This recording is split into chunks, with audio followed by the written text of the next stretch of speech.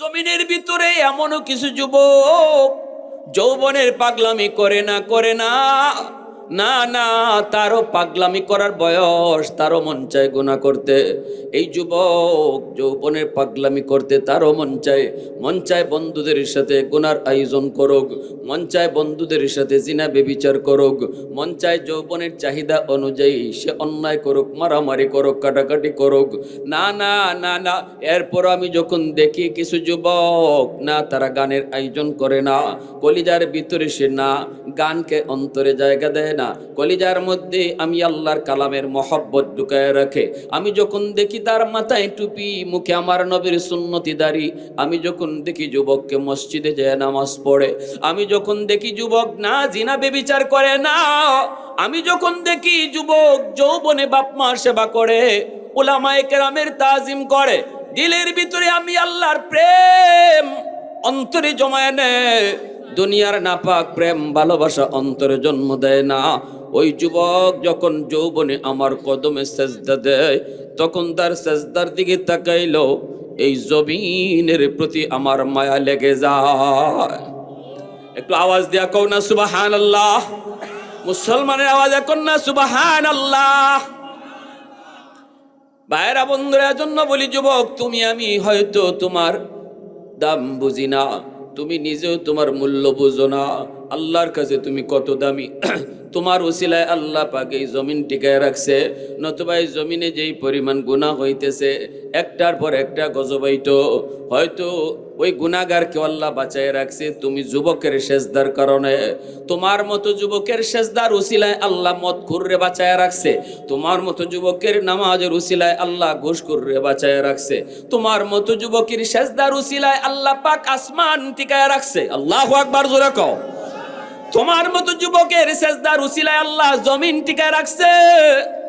এখনো গাছ থেকে ফুল হয়, জমিন থেকে ফসল হয়, এখনো আসমান থেকে রহমতের বৃষ্টি হয়। হয়তো তুমি তোমাকে নিজে চিনো না, আমার নবী তোমার পরিচয় জানাইছে, আমার আল্লাহ তোমার পরিচয় জানাইছে। এবার বলো দেখি জমিনের হায়াত যদি বাড়াইতে চাও, তাহলে যৌবনে আল্লাহর গোলামি করার দরকার আছে না না? কোন কালটা হলো মানুষের জীবনের সবচেয়ে মূল্যবান সময়। এই যৌবনকালের হিসাবটা আল্লাহ আলাদাভাবে নেবেন। হাসরের মাঠে একজন মানুষের গোটা হায়াতের জীবনের হিসাব তো আল্লাহ নেবেনই, যৌবনকালের হিসাবটা আলাদাভাবে চাইবেন। আন আমরিহি ফিমা আফনাহু ওয়া আন শাবাবিহি ফিমা আবলাহু। আল্লাহ প্রশ্ন করবেন, জীবন কোন পথে কাটাইছো? এরপরে আবার কইবেন, যৌবন কোন পথে কাটাইছো? জীবনের ভিতরে যৌবন থাকে, আবার আলাদাভাবে যৌবনকালের হিসাব কেন চাইবেন? এটা বোঝানোর জন্য। মানুষের জীবনের যৌবন কালটা এত দামি। একজন মানুষ সে যদি আল্লাহর অলি হতে চায়, তাহলে অলি হওয়ার উত্তম সময়টা হলো যৌবনকাল। সুবহানাল্লাহ কইতেন না? আল্লাহর অলি হওয়ার উত্তম সময় হলো যৌবনকাল। একজন বৃদ্ধ মানুষ আল্লাহকে সেজদা দিছে, তার পাশেই আরেকজন যুবক সে আল্লাহরে সেজদা দিছে। এই দুই সেজদা আমাদের চোখে দেখতে সমান, কিন্তু আল্লাহর কাছে আসমান জমিন তফাৎ। ওই যুবকের সেজদা বৃদ্ধকালের সেজদার চেয়ে হাজার হাজার গুণ বেশি ভারী মিজানের পাল্লায়। যেরকম সুবহানাল্লাহ। এজন্য যৌবনকালে আল্লাহর অলি হওয়া যায়।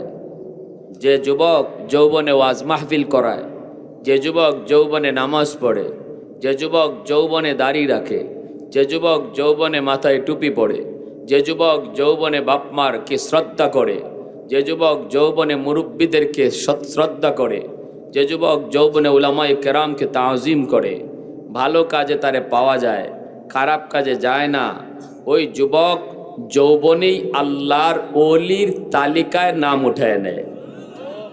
এই হাদিস আল্লাহর নবী বলেছেন। নবী বলেন, লা ওয়ারআকাল কাফি। রাসূল বলেন, এর চেয়ে বড় ওলি কেউ নাই, যে গুনাহ করার সময়, গুনাহ করার শক্তি, সামর্থ্য, সুযোগ থাকার পরেও যে গুনাহ করে না। যার শক্তি, সামর্থ্য, সুযোগ সাহস সব আছে গুনাহ করার, এরপরও যে আল্লাহর ভয়ে করে না, রসুল বলে এর চেয়ে বড় ওলি আর কেউ নাই। বুড়া মানুষ বয়সের কারণে চাইলেও অনেক গুনাহ করতে পারবে না, ঠিক না? একজন বুড়া মানুষ যদি বলে আমি ডাব চুরি করি না, আর একজনে কইব ডাব চুরি করবায় পরে আগে গাছে উঠতে পারো নি কও, ঠিক না? কবে আমি তো গাছে উঠতে পারি না, তো তার ডাব চুরি না করা এটা তো বড় ক্রেডিট না। আর একজন যুবক যদি বলে না আমি ডাব চুরি করি না, তারে যদি কেউ জিজ্ঞেস করে ডাব গাছে উঠতে পারো, যুবক বলবে গাছে শুধু পারি না, গাছে উইটা ডাব গাছে বইয়া খাইতেও পারি, ঠিক না? তাহলে দুইজনের সমান না বেশ কম আছে? সমান না বেশ কম? ইল্লাল্লাযীনা আমানু ওয়া আমিলুস সালিহাত ফালাহুম আজরুন গায়রু মামনুন। আল্লাহ পাক পবিত্র কোরআনের সূরাতুত তিনের মধ্যে আল্লাহ পাক কসম খেয়ে তিনি বলেছেন, যেই যুবক যৌবনে আল্লাহর গোলামি করবে, আল্লাহকে ভয় করবে, গুনাহ থেকে নিজেরে বাঁচাবে, যৌবনে যেই যুবক মসজিদে যায় নামাজ আদায় করবে, যৌবনকালে কোরআন তেলাওয়াত করবে, যৌবনে সে তাহাজ্জুদের নামাজ পড়বে, শক্তি যতদিন ছিল এতদিন নামাজ পড়ছে মসজিদে যায়, শক্তি যতদিন ছিল এতদিন তাহাজ্জুদ পড়ছে সে গভীর রাতে উইটা, চোখের পাওয়ার যতদিন ছিল এতদিন আল্লাহর কালাম তেলাওয়াত সে করলো, যেই বয়সে সে মসজিদে যেতে পারবে না, ঘরের মধ্যেই নামাজ পড়া লাগবে, কারণ তার বয়স আল্লাহ পাক কেড়ে নিয়েছেন, যৌবনকালটা আল্লাহ কেড়ে নিয়েছেন, এখন তার গায়ে শক্তি নাই, সে বৃদ্ধ ঘরে নামাজ আদায় করে, এখন তার চোখে পাওয়ার নাই, পাওয়ার চোখের মধ্যে নাই, এখন কোরআন তেলাওয়াত আগের মতো পারে না।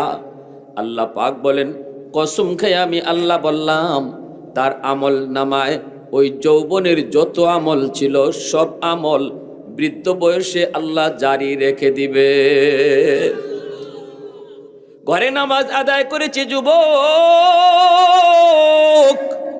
ঘরের ভিতরে নামাজ, মসজিদে যেতে পারলো না, কিন্তু শক্তি যতদিন ছিল এতদিন মসজিদে যাওয়ার কারণে এখন ঘরে নামাজ পড়লো, আল্লাহ পাক তার আমল নামায় মসজিদের জামাতের সওয়াব উঠায় দিবেন। সুবহানাল্লাহ, জোরে কোন, আর আওয়াজ দিয়ে কোন সুবহানাল্লাহ। সরকারে পেনশন দেয় নির্ধারিত সময়ে, বয়স পর্যন্ত সরকারি ডিউটি পালন করলে সরকার একটা পর্যায়ে কয় আর ডিউটি করা লাগবে না, এখন তুমি ঘরে থাকো, মাসের মাস তোমার অ্যাকাউন্টে বেতন পাঠিয়ে দিব, এর নাম হলো সরকারি পেনশন। দুনিয়ার সকল সরকারের সরকার হলেন আমার আল্লাহ, ঠিক কিনা? সরকার যদি পেনশন দেয় নির্ধারিত বয়স পর্যন্ত সরকারের ডিউটি করার কারণে, আমি আপনিও যদি গায়ে যতদিন শক্তি থাকে রে যুবক, এতদিন যদি আল্লাহরে তুমি খুশি করো, নির্ধারিত বয়স পর্যন্ত তুমি মসজিদে যাও, যেই বয়সে মসজিদে যাওয়ার কোনো শক্তি তোমার থাকবে না, ঘরের মধ্যেই তুমি নামাজ পড়া লাগবে, আল্লাহ তখন বলবেন বান্দা তোরেও আমি এবাদতের পেনশন দিলাম, নামাজ পড়বে ঘরে কিন্তু সওয়াব দিব মসজিদের। সুবহানাল্লাহ, জোরে বলেন। প্রশংসা করব কার? আরো জোরে গোলামি করব কার? ওয়াহদাত কি হিফাজত নেহি বেকুওয়াতে বাজু, वहदत की हिफाजत नहीं बेकुवत बाजो, आती नहीं कुछ कमी हक ले खुदा दाद, आती नहीं कुछ कमी हक ले खुदा दाद, ऐ मर्द खुदा तुझको कुव्वत नहीं हासिल, जा बैठ किसी कार में अल्लाह को कर याद, जा बैठ किसी गार में अल्लाह को कर याद, ये सच है कि बातिल की तरफदार नहीं हम, गद्दार न समझो हम गद्दार नहीं हम, गद्दार न समझो हम गद्दार नहीं हम, फूलों की तो रहनरो मिजाज अपना है नजर हम तीर नहीं नेज़ा व तलवार नहीं हम तीर नहीं नेज़ा व तलवार नहीं हम মুসলমানের আওয়াজে বলেন আল্লাহু আকবার। এতগুলা মানুষের আওয়াজ আল্লাহ নাম জোরে বললে আপনাদের এলাকায় কোনো সমস্যা আছে? একটু আওয়াজ দিয়ে বলেন আল্লাহু আকবার, আরো জোরে আল্লাহু আকবার। রব্বানা আতিহিম দিফাইন মিনাল আযাব ওয়ালআনহুম লানান কাবীরা। যুবকরা বলবে মালিক আমাকে তুমি জাহান্নামে পড়ে দাও। গান গাওয়ানোর কারণে আজ যদি আমি জাহান্নামী হই, আমি যতটা দায়ী এর চেয়ে বেশি দায়ী আমার বাপ, এর চেয়ে বেশি দায়ী আমার দাদা, এর চেয়ে বেশি দায়ী আমার চাচা, এর চেয়ে আরো বড় দায়ী আমার নেতা, এর চেয়ে আরো বড় দায়ী এলাকার লিডার। কেন কয় এরা আমাকে ভালো কাজের পথ দেখায় নাই, ঠিক না? যৌবন কালটা হলো পাগলা ঘোড়ার মতো, যেদিকে খুশি ওই দিকে দৌড় দিবেই। পাগলা ঘোড়াকে আটকায় রাখা যায় না, দৌড় দিবেই, এটা তার স্বভাব। একজন যুবক যৌবন কালে সে কোনো কাম করবেই, এটা তার যৌবনের চাহিদা। এটা যে কোনো দিকে একজন যুবক জোর দিবেই।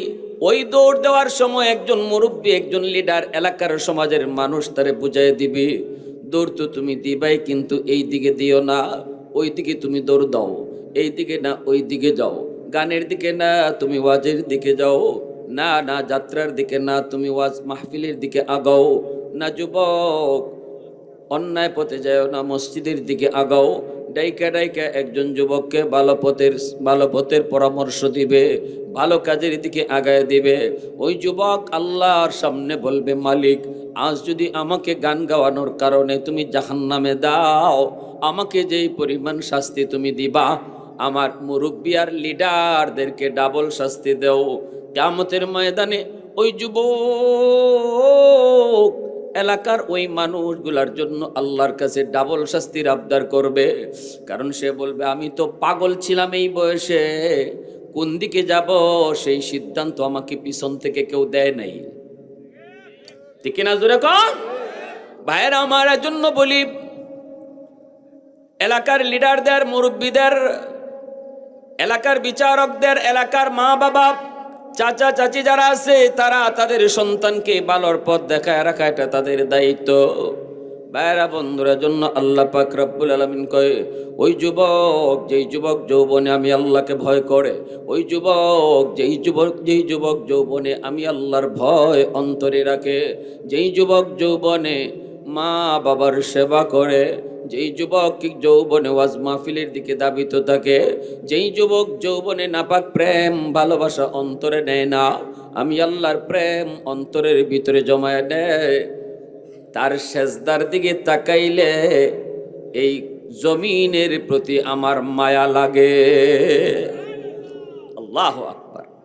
নতুবা এই জমিন আল্লাহ রাখতো না, নতুবা এই জমিন আল্লাহ রাখতো না, নতুবা আল্লাহ এই জমিন গজব দিয়া ধ্বংস করে দিত। আল্লাহ পাক রব্বুল আলামিন কয় এই জমিনে কত গুনাহ হয়, কত অন্যায় হয়, কত অত্যাচার হয়, কত জুলুম হয়, জানোনি জানোনি? জমিন কিন্তু প্রতিদিন আমি আল্লাহর কাছে আবদার করে আল্লাহ আলা কুল্লা ইয়াউমিন ওয়াল আরদু ইয়াস্তাজিলু রাব্বাহু আবতালিউ ইবনা আদম ফি করি। জমিন প্রতিদিন আল্লাহর কাছে আবদার করে কয় আল্লাহ এই জমিনে যত গুনাহ, যত অন্যায়, যত অপরাধ হয়, আমি জমিন আর কত এই অন্যায় দেখব, আমি নাফরমানির পায়ের বোঝা আর কত নিব। আল্লাহু আকবার জোরে কর। ওই বেনামাজি আমি জমিনের উপর আর কত হাঁটবে? ফজরের নামাজটা না পইরা, এশার নামাজটা না পইরা নাফরমান আমি জমিনের উপর দিয়ে আর কত চলবে গো মালিক? আমি তার পায়ের বোঝা আর কত নিব, কত নিব? আসবিরু ইলা মাতা আসবিরু, ধৈর্য ধরব তো আর কতকাল ধৈর্য ধরব? আল্লাহ তুমি অনুমতি দাও ওই সুদকুরকে আমি জমিন গিলে ফেলবো, ঘুষকুরকে আমি জমিন গিলে ফেলবো, বেনামাজিরে আমি জমিন গিলে ফেলবো, বেফরদারে আমি জমিন গিলে ফেলবো। আল্লাহ অনুমতি দাও, আর সইতে পারি না, সইতে পারি না। ওর অহংকারী হাঁটা আমি জমিন আর সইতে পারি না। আল্লাহ পাক কয়ে শুধু জমিন নয়, জমিন নয়, সাগর, মহাসাগর। আমি আল্লাহর কাছে আবদার করে, মালিক আমি সাগরের পারে আইসা কত নাফরমানি চলে, কত গুনাহ হয়, এই গুনাহ আমি আর কত দেখব? কক্সবাজার সমুদ্র সৈকতের পারে যায় কত যুবক, কত যুবতী, কত নাফরমানি করে। আমি সাগরের পানি আর কত দেখব? অনুমতি তুমি যদি দাও, নাফরমান গুলিকে আমি পানি যায় ডুবায় ফেলবো, আমি ওদেরকে ডুবায় ফেলবো, আমি ওই নাপাক জমিনটারে পাক বানায় ফেলবো। আল্লাহ পাক রব্বুল আলামিন তখন এই জমিনরেও ধমক দেয়, সাগর মহাসাগরকেও ধমক দেয়, ফেরেশতাদেরকে আল্লাহ ধমক দিয়া কয়, এরে জমিন আমি আল্লাহ দেখতেছি এই জমিনে কত গুনাহ হয়, কত অন্যায় হয়, কত অত্যাচার হয়, কত জুলুম হয়। আমি আল্লাহ দেখতেছি কত নাফরমানি, কত নাফরমানি, কত নাফরমানি এই মানুষেরা করে। এরপরও আমি কেন নগদ ধরি না জানুনি? কারণ আমি এই মানুষকে বড় আদর করে বানাইছি। আসমান বানাইতো আল্লাহ নিজের হাত লাগাই নাই, জমিন বানাইতো আল্লাহ নিজের হাতটা লাগান নাই। আল্লাহ শুধু কইছে, রে আসমান তুই হও হয়ে গেছে। জমিন বানাইতো আল্লাহ বলছেন তুমি হও হয়ে গেছে। ফেরেশতা বানাইতো আল্লাহ হাত লাগাতে হয় নাই, আল্লাহ বলছেন হও হয়ে গেছে। কোনো কিছু বানাইতে আল্লাহর হাত লাগাইতে হয় না, শুধু আল্লাহ পাক শুধু ইশারা করেন, হও বলেন।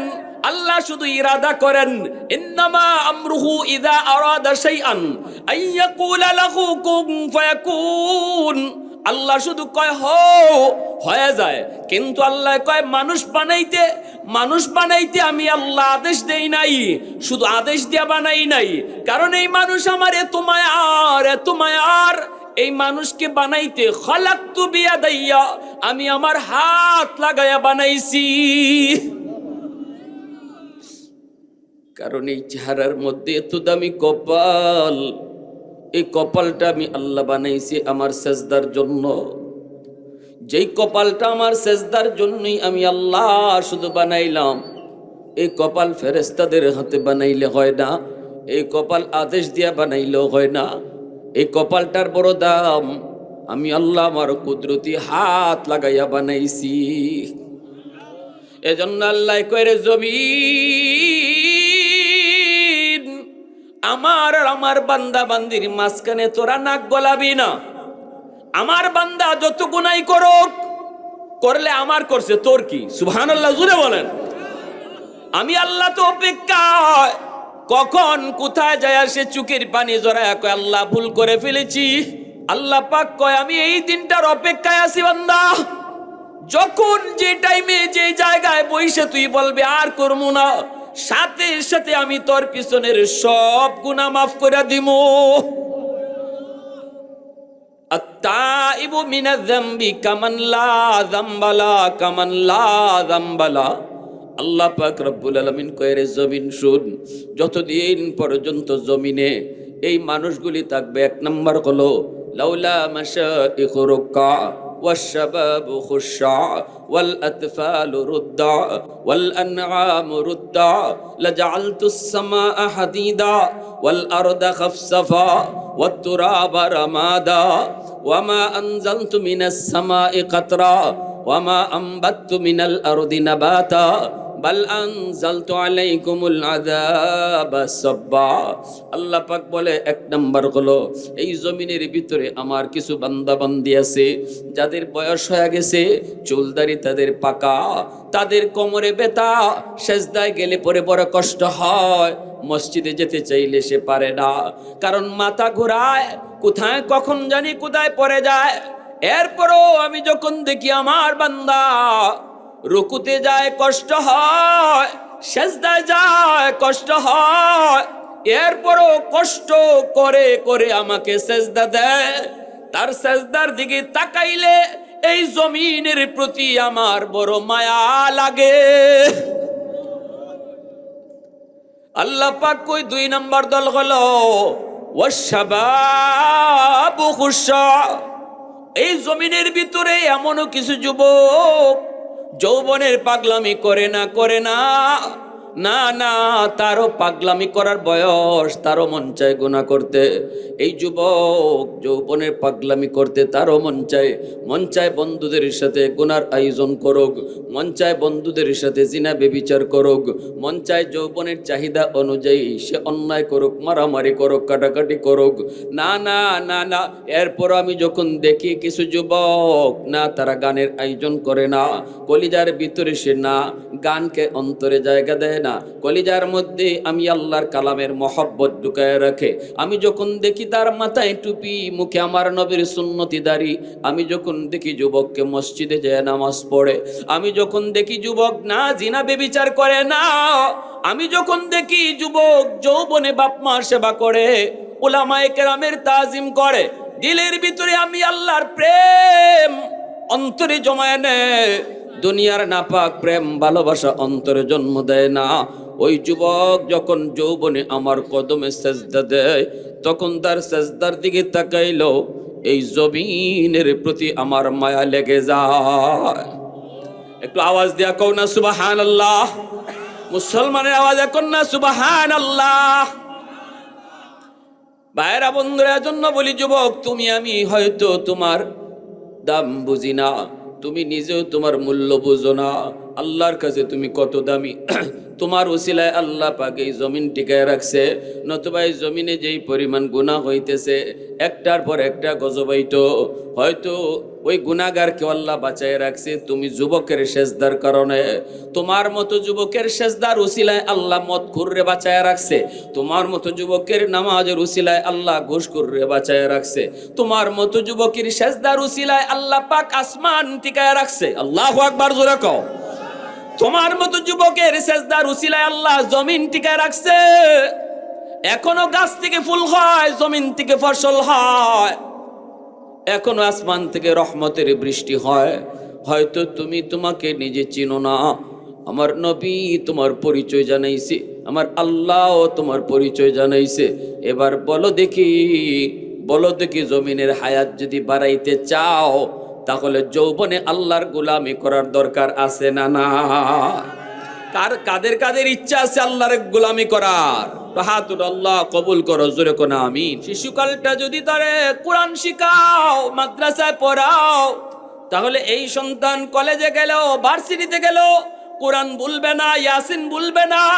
5 বছর মাদ্রাসায় পড়ানোর কারণে তারে ধর্মীয় মৌলিক জ্ঞান ঢুকায় দেওয়া হয়েছে।